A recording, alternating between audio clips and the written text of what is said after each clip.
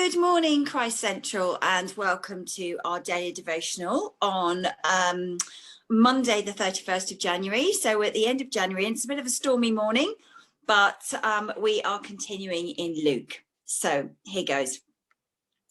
When Joseph and Mary had done everything required by the law of the Lord, they returned to Galilee, to their own town of Nazareth. And the child grew and became strong. He was filled with wisdom, and the grace of God was upon him. Every year, his parents went to Jerusalem for the feast of the Passover. When he was 12 years old, they were up to the feast according to the custom. After the feast was over, while his parents were returning home, the boy Jesus stayed behind in Jerusalem, but they were unaware of it. Thinking he was in their company, they travelled on for a day. Then they began looking for him among their relatives and friends.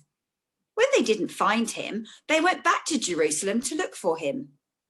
After 3 days, they found him in the temple courts, sitting among the teachers, listening to them and asking them questions. Everyone who heard him was amazed at his understanding and his answers. When his parents saw him, they were astonished. His mother said to him, "Son, why have you treated us like this? Your father and I have been anxiously searching for you." "Why were you searching for me?" he asked. "Didn't you know I had to be in my father's house?" But they didn't understand what he was saying to them. Then he went down to Nazareth with them and was obedient to them. But his mother treasured all these things in her heart, and Jesus grew in wisdom and stature, in favour with God and with man.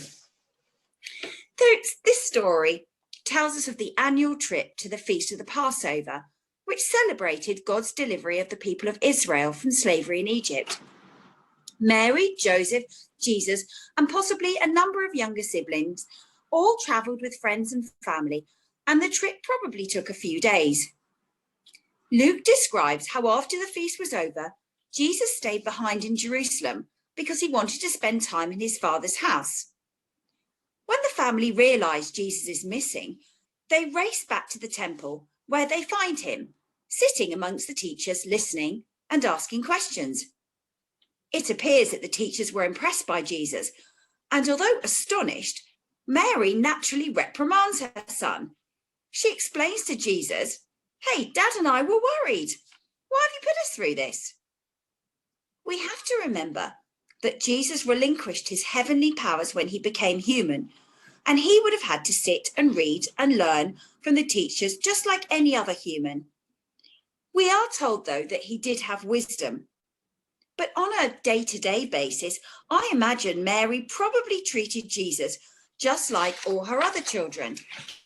So it's not altogether surprising when she uses the word astonished.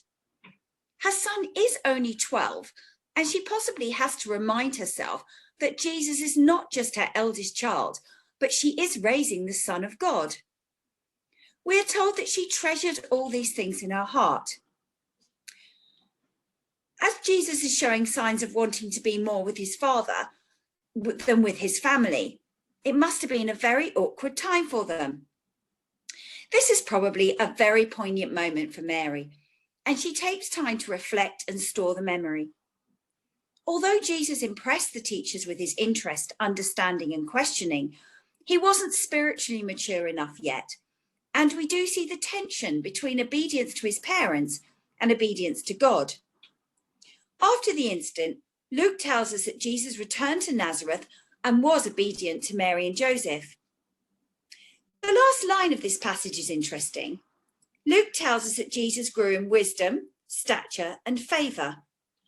God wasn't quite ready to start Jesus' ministry yet. He needed to physically become a man. He needed to possibly spend more time reading, listening, and asking questions. Note, it does say listening and not preaching at this stage. He also needed to mature in favour.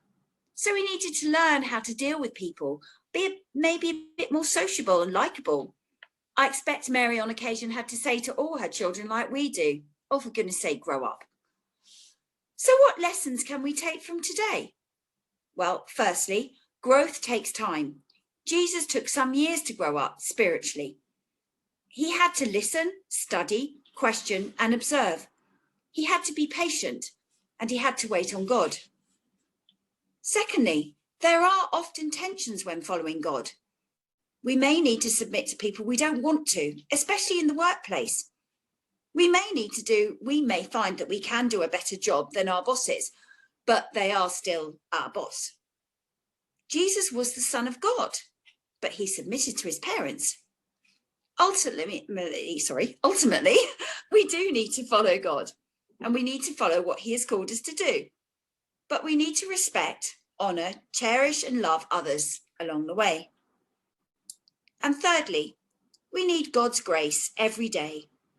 We aren't dependent on our skills, our abilities and talents, although they're great to have, but we're only dependent on God.